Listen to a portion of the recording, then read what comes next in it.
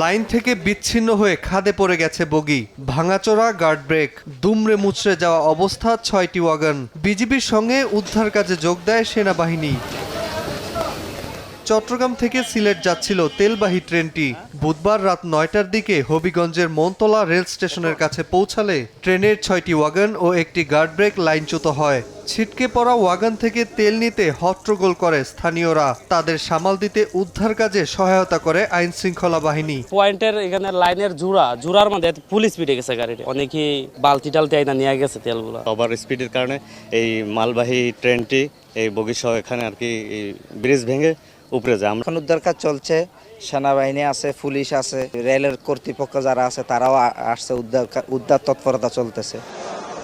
এদিকে বগি লাইনচ্যুত হওয়ায় সিলেটের সঙ্গে সারা দেশের রেল যোগাযোগ বন্ধ হয়ে যায়। আটকে পড়ে সিলেট থেকে চট্টগ্রামগামী উদয়ন এক্সপ্রেস ও ঢাকাগামী উপবন এক্সপ্রেস। এতে ভোগান্তিতে পড়েন যাত্রীরা। 10টার দিকে ট্রেন ছাড়ার কথা বলছে, 1 ঘন্টা ওয়েট করলাম, পরে এখন বলতেছে অ্যাক্সিডেন্ট করছে নাকি, আপনার এখন টাকা রিটার্ন দিয়ে দিব। তারা অনেক দূর থেকে আসছি, আমি এখন এত রাত্রে কোথায় যাব?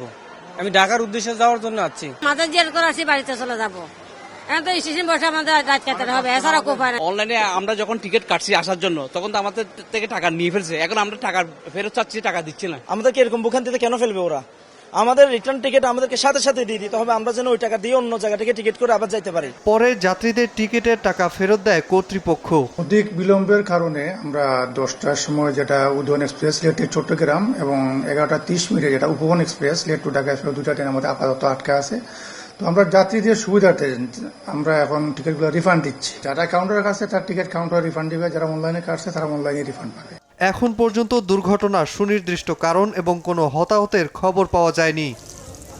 নাজমুল হাসান পুলক, সময় সংবাদ।